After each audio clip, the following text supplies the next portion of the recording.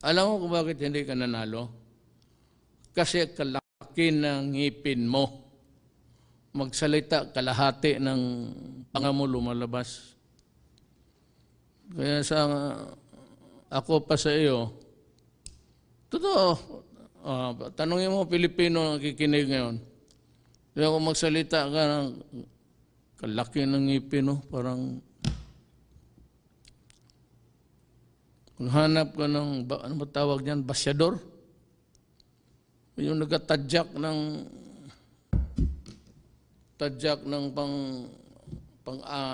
pang patalas ng mga barbero.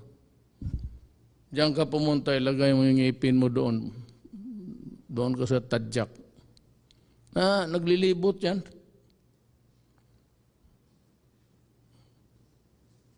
Bakit ganon? Binabastos kita? Putang ina, galit ako sa iyo.